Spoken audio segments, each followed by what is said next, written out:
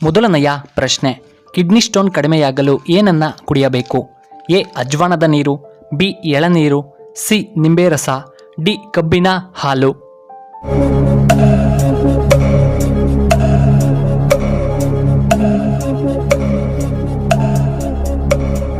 ಇದಕ್ಕೆ ಸರಿಯಾದ ಉತ್ತರ ಆಪ್ಷನ್ ಎ ಅಜ್ವಾನದ ನೀರು. ಎರಡನೆಯ ಪ್ರಶ್ನೆ, ನಿದ್ದೆ ಕಡಿಮೆ ಮಾಡುವುದರಿಂದ ಯಾವ ರೋಗ ಬರಬಹುದು? ಎ ಕ್ಯಾನ್ಸರ್, ಬಿ ಕಿಡ್ನಿ ಸಮಸ್ಯೆ, ಸಿ ಹೃದಯ ಸಮಸ್ಯೆ, ಡಿ ಶುಗರ್.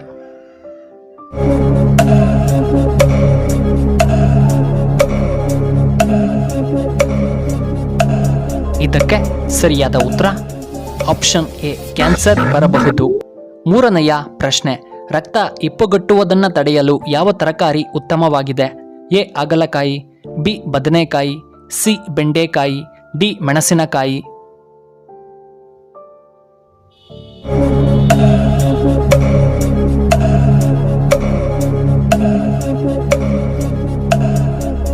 ಇದಕ್ಕೆ ಸರಿಯಾದ ಉತ್ತರ ಆಪ್ಷನ್ ಬಿ ಬದನೆಕಾಯಿ.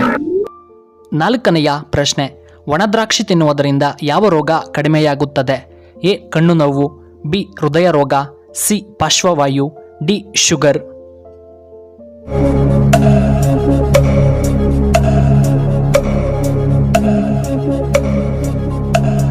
ಇದಕ್ಕೆ ಸರಿಯಾದ ಉತ್ತರ ಆಪ್ಷನ್ ಬಿ ಹೃದಯ ರೋಗ. ಐದನೆಯ ಪ್ರಶ್ನೆ, ಉಸಿರಾಟದ ತೊಂದರೆಯನ್ನ ಕಡಿಮೆ ಮಾಡಲು ಯಾವುದು ಉತ್ತಮ? ಎ ಬೆಳ್ಳುಳ್ಳಿ, ಬಿ ಶುಂಠಿ, ಸಿ ಬೆಲ್ಲ, ಡಿ ಜೇನುತುಪ್ಪ.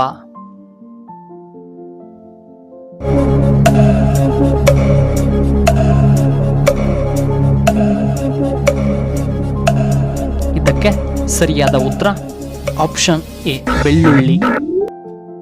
ಆರನೆಯ ಪ್ರಶ್ನೆ, ಪ್ರತಿದಿನ ಈರುಳ್ಳಿ ತಿನ್ನುವುದರಿಂದ ಏನು ಉಪಯೋಗ? ಎ ಶುಗರ್ ಕಂಟ್ರೋಲ್, ಬಿ ಕೊಬ್ಬು ಕರಗುವುದು, ಸಿ ತಲೆಯ ನೋವು, ಡಿ ಉತ್ತಮವಾದ ಜೀರ್ಣಕ್ರಿಯೆ.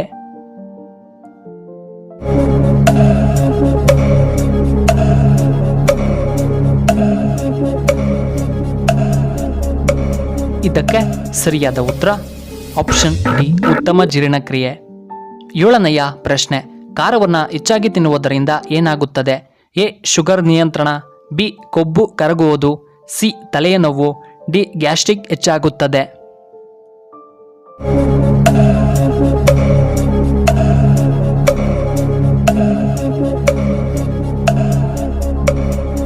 ಇದಕ್ಕೆ ಸರಿಯಾದ ಉತ್ತರ ಆಪ್ಷನ್ ಡಿ ಗ್ಯಾಸ್ಟ್ರಿಕ್ ಹೆಚ್ಚಾಗುತ್ತದೆ.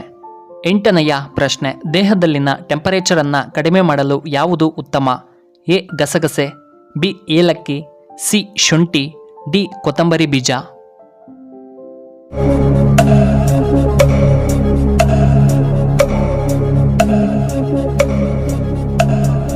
ಇದಕ್ಕೆ ಸರಿಯಾದ ಉತ್ತರ ಆಪ್ಷನ್ ಎ ಗಸಗಸೆ. ಒಂಬತ್ತನೆಯ ಪ್ರಶ್ನೆ, ಯಾರನ್ನು ಆಫ್ರಿಕಾದ ಗಾಂಧಿ ಎಂದು ಕರೆಯಲಾಗುತ್ತದೆ?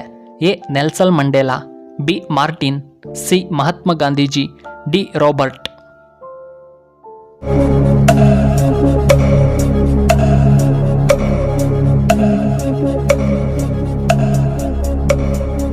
ಇದಕ್ಕೆ ಸರಿಯಾದ ಉತ್ತರ ಆಪ್ಷನ್ ಎ ನೆಲ್ಸನ್ ಮಂಡೇಲಾ. ಹತ್ತನೆಯ ಪ್ರಶ್ನೆ, ಗೊಮಟೇಶ್ವರ ಪ್ರತಿಮೆ ಎಲ್ಲಿದೆ? A Shravanabelagola, B Hassan, C Mandya, D Shivamogga.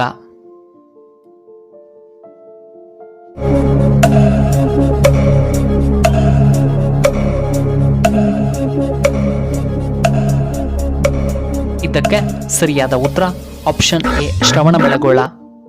11ನೆಯ ಪ್ರಶ್ನೆ, ಮೊದಲ ಇಂಗ್ಲಿಷ್ ಡಿಕ್ಷನರಿ ಯಾವಾಗ ಬಿಡುಗಡೆ ಮಾಡಲಾಯಿತು? A 1755, B 1897, C 1986, D 1789.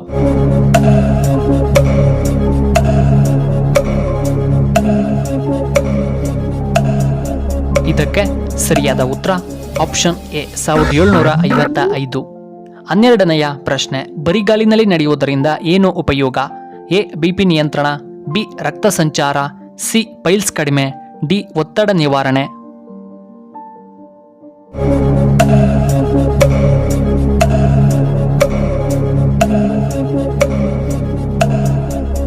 ಸರಿಯಾದ ಉತ್ತರ ಆಪ್ಷನ್ ಎ ಮತ್ತು ಬಿ. ಈ ವಿಡಿಯೋ ಇಷ್ಟವಾದರೆ ದಯವಿಟ್ಟು ಲೈಕ್ ಮಾಡಿ ಹಾಗೆ ಶೇರ್ ಮಾಡಿ ಹಾಗೂ ಇಂತಹ ಹೆಚ್ಚಿನ ವಿಡಿಯೋಗಳಿಗೆ ನಮ್ಮ ಚಾನಲ್ನ ಸಬ್ಸ್ಕ್ರೈಬ್ ಮಾಡ್ಕೊಳ್ಳಿ ಹಾಗೆ ಪಕ್ಕದಲ್ಲೇ ಇರುವ ಬೆಲ್ ಬಟನ್ನ ಆಕ್ಟಿವೇಟ್ ಮಾಡ್ಕೊಳ್ಳಿ. ಆಗ ನಾವು ಯಾವುದೇ ಹೊಸ ವಿಡಿಯೋ ಅಪ್ಲೋಡ್ ಮಾಡಿದರೆ ನಿಮಗೆ ನೋಟಿಫಿಕೇಶನ್ ಬರುತ್ತೆ. ವಿಡಿಯೋ ನೋಡಿದ್ದಕ್ಕಾಗಿ ಧನ್ಯವಾದಗಳು.